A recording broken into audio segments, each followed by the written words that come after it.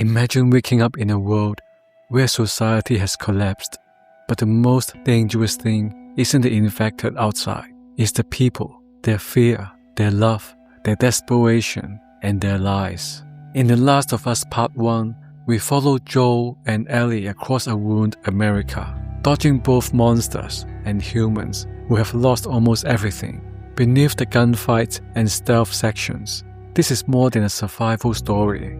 It's a study of human nature under extreme pressure. This is why stories like this stay with us. They don't just entertain us, they interrogate us. In this video, we are exploring lessons on human nature from The Last of Us Part 1. By using key moments from the game to reveal what people are capable of when everything is on the line. We will dive into fear, love, self-deception, group mentality, and the uncomfortable truth that even our most loving choices can lead to darkness. Because these characters aren't monsters, they're human. Stay with me until the end, because Joel's final decision doesn't just reveal who he is. It reveals something about us, the players, and the choices we like to believe we would make. Be sure to subscribe to be an inspired gamer for more video game life inspirations. Let's start at the beginning. The night the world ends for Joel, long before it ends for everyone else. The story opens on what looks like an ordinary night. Joel comes home tired from a long day of work, shares a few jokes with his daughter, Sarah, and collapses onto the couch like any exhausted dad. For a brief moment, everything feels normal, familiar, even warm. This is the calm before the fracture. Then the world erupts. Sirens scream, explosions echo in the distance, and the calm suburban night explodes into panic. Joel, Tommy, and Sarah rush through a city tearing itself apart. Just trying to reach safety, they almost make it. They escape the chaos, find a soldier, and for a split second, it feels like salvation. Until that soldier receives an order, opens fire, and Sarah dies in Joel's arms. In that moment, something inside Joel breaks. This isn't just a tragic prologue, it's the emotional blueprint for the rest of his life. When we jump forward 20 years, Joel is no longer a grieving father trying to heal. He's a hardened survivor, a smuggler who's seen too much, done too much, and closed himself off from almost everyone. Here's the first lesson. Trauma doesn't just hurt, it rewires. Sarah's death doesn't simply make Joel sad. It convinces him that the world is fundamentally cruel and that getting attached is dangerous. Instead of processing his pain, he armors himself with emotional numbness, violence, and distance.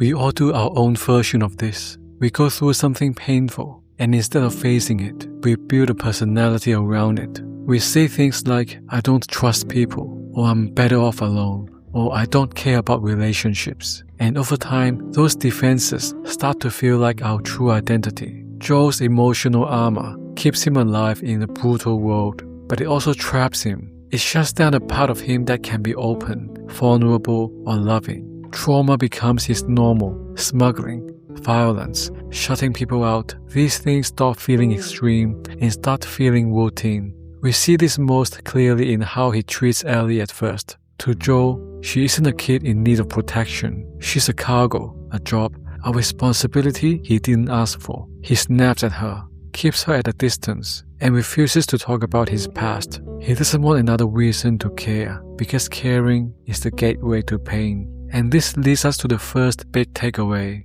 If we don't face our pain quietly decides who we become. The longer we avoid it, the more it looks like just the way we are. After the outbreak, what's left of humanity organizes itself into quarantine zones, rebel fractions, and cities ruled by hunters. Inside these chaotic systems, everyone wears a role: soldier, smuggler, rebel, leader, follower, survivor.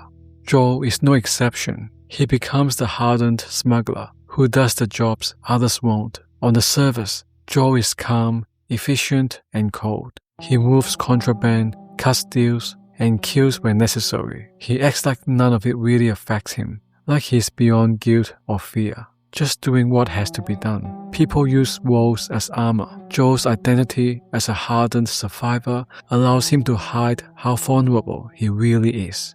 The persona of the guy who's seen it all, protects him from confronting his grief and fear of attachment. These worlds also simplify a chaotic world. If Joel is just a smuggler, then the moral questions become easier. You move the cargo, you complete the job, you stay alive, you don't stop to ask, who am I becoming? The danger is that we forget the wall is a wall. Over time, Joel doesn't just act like a hardened survivor. He believes that's all he is. He stops seeing himself as a father without a child, a man capable of tenderness, a human being who could live differently. We see masks everywhere in this world. Tess plays the tough, no-nonsense partner, but her final act reveals something deeper. She believes, perhaps more than Joel, that Ellie might actually represent something bigger: hope. The Fireflies call themselves freedom fighters and healers of the world, but they are willing to kill and sacrifice individuals to chase their ideal. The military claims to enforce order, but that order often looks like oppression and brutality. The game keeps asking, who are these people when the mask crack? We see Joel's mask slip in quiet moments with Ellie, when she jokes, when she asks about the past, when she shows curiosity about the world before the outbreak. Joel's hardness softens for a second. He doesn't want to care, but he does. And that tension between his wall and his real self is where the story breathes. If you want to understand someone, don't just look at the role they play. Boss, tough guy, lone wolf, rescuer. Watch where their mask slips. What topics make them emotional, what they fiercely protect, what they avoid talking about. That's often where their true nature is fighting to get out. As Joel and Ellie leave the quarantine zone, they enter a world that isn't just infected, it's predatory. In one of the most memorable sequences, they drive into a seemingly deserted city and are ambushed by the hunters. A man stumbles into the street, pretending to be injured, hoping they'll stop and help. Joel doesn't slow down. He recognizes the trick instantly and hits the gas instead. Later, he admits to Ellie that he knew what was happening because he's been on both sides. That small confession reveals that at some point, Joel was desperate enough to be the predator. Here's the next lesson. Fear rarely looks like fear. It doesn't always appear as panic or meltdown. Often, fear looks calm. It sounds rational. It speaks the language of just being practical. The hunters justify what they do as survival. They kill and steal because they believe it's the only way not to end up dead themselves. In their minds, they are not monsters. They are realists. We humans can rationalize almost anything when we feel threatened. Every major group in the game has a story that makes their harsh actions feel necessary. The military enforces strict control for stability. The hunters kill before they are killed. The Fireflies sacrifice individuals for the greater good and to save humanity. Fear shrinks our moral circle. When things are safe, we might care about principles, fairness, and strangers. But under real threat, our focus collapses inward, first to our group, then to our family, and finally to ourselves. We stop asking, what's right, and start asking, what keeps me alive? Joel embodies this survival logic. When danger appears, he doesn't negotiate with hunters or look for gentler solutions. He eliminates threats quickly and efficiently. From his perspective, hesitation equals death. Mercy can get you and the person you're trying to protect killed. The game refuses to give us a comforting moral label for Joel. He isn't a straightforward hero. He isn't a pure villain. He exists in the messy middle, where fear and love twist together.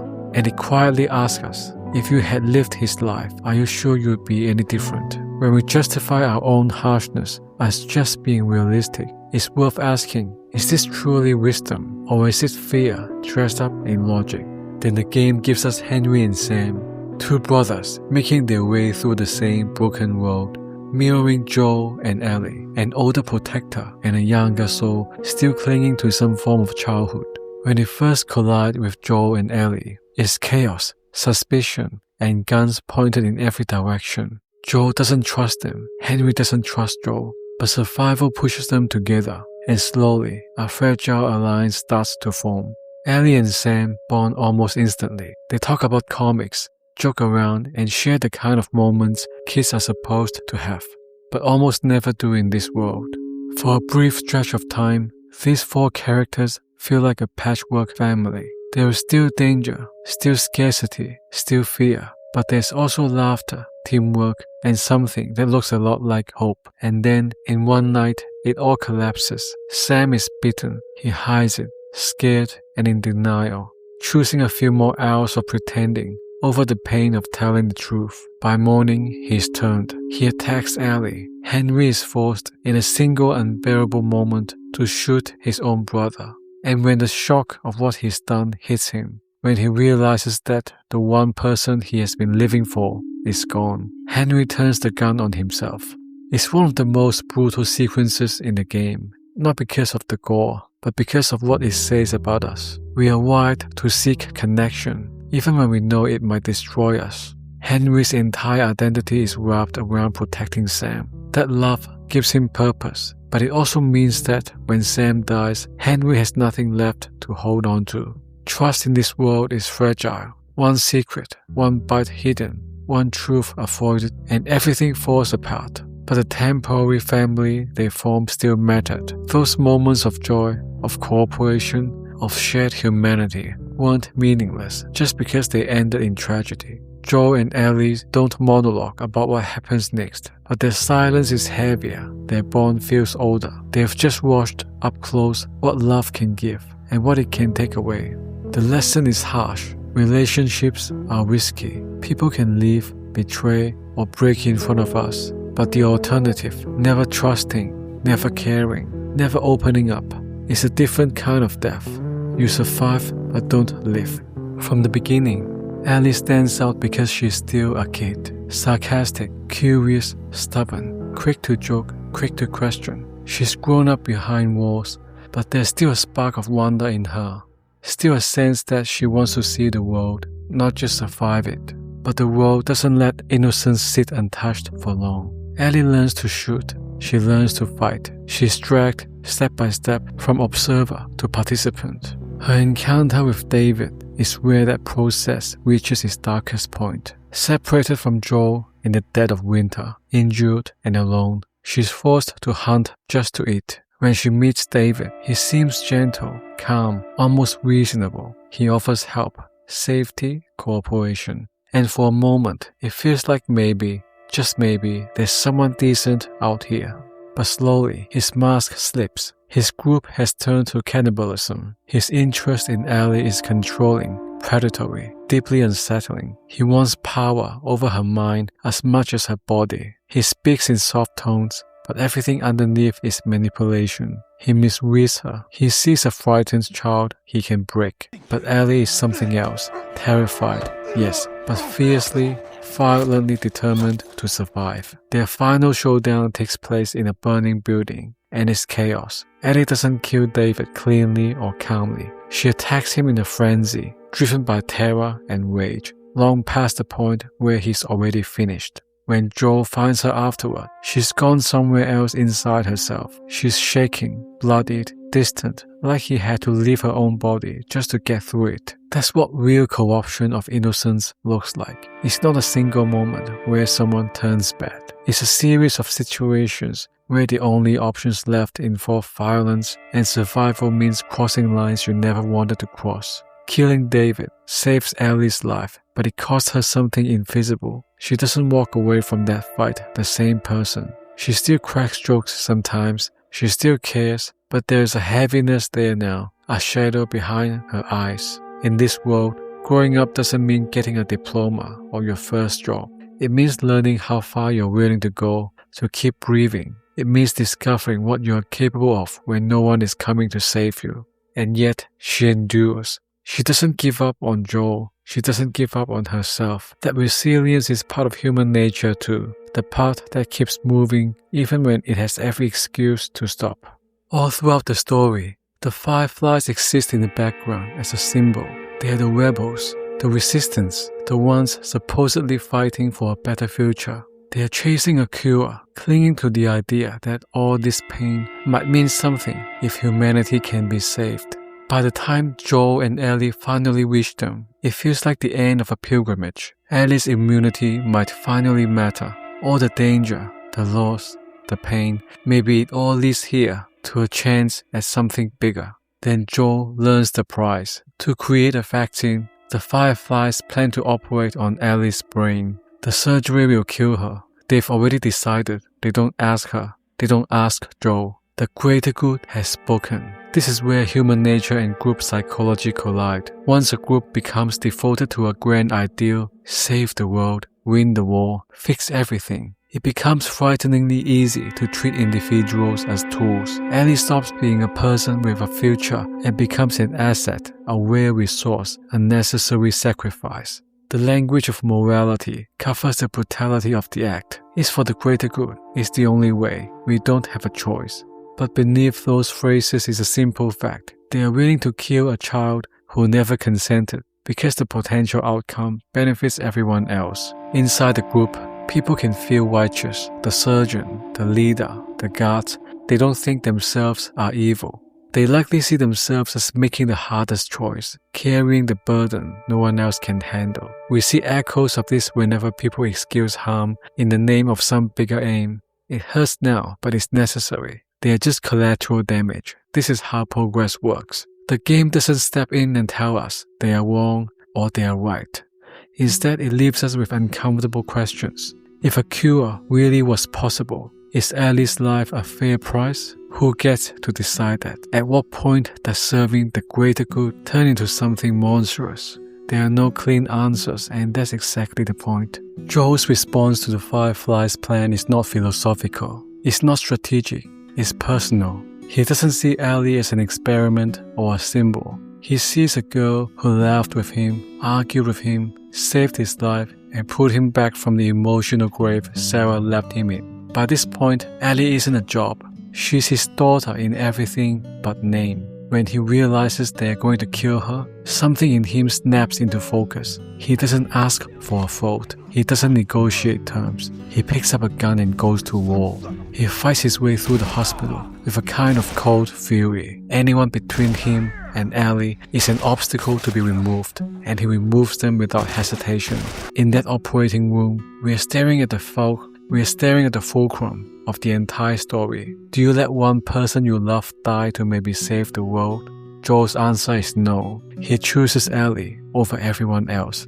On the one hand, his love for Ellie is genuine. She gives him a reason to live again. She reopens a part of him he thought was gone forever. On the other hand, that same love allows him to justify killing everyone in that hospital and possibly destroying humanity's only shot at a cure. We rarely see our own selfishness clearly when it's wrapped in love. From Joel's perspective, he isn't just being selfish, he's being a father. He's rewriting the story that broke him. He couldn't save Sarah, he can save Ellie. And in that moment, nothing else matters. Most of our deepest decisions aren't made from cold logic. We feel first and reason later. Joel doesn't sit down and calculate probabilities. He reacts from the deepest parts of his pain and attachment. Only afterward can he and we try to justify what he did.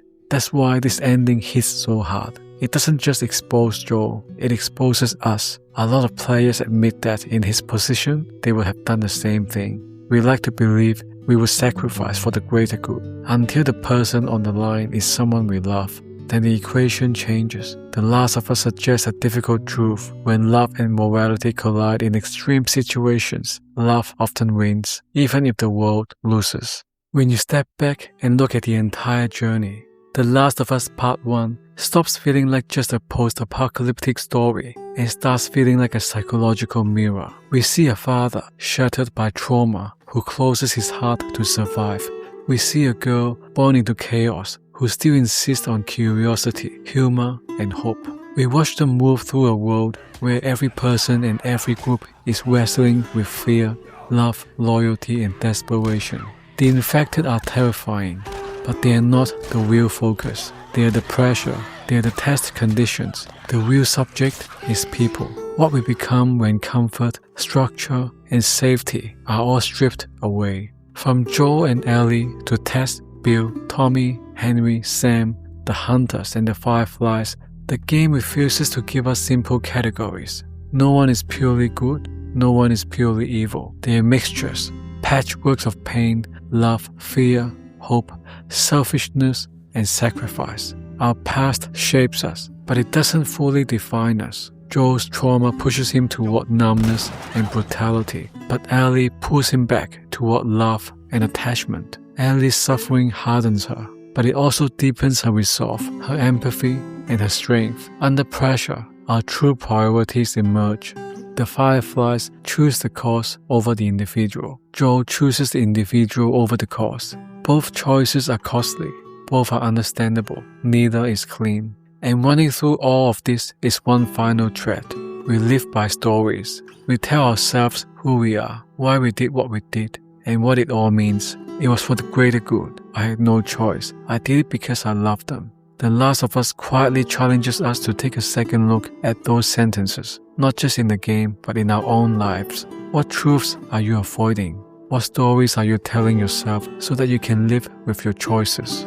If you found this breakdown helpful and you want more deep dives into the psychology and storytelling of iconic games, consider sticking around for the next video. Until then, stay curious and inspired, not just about the world you explore on the screen, but about the one you live in every day.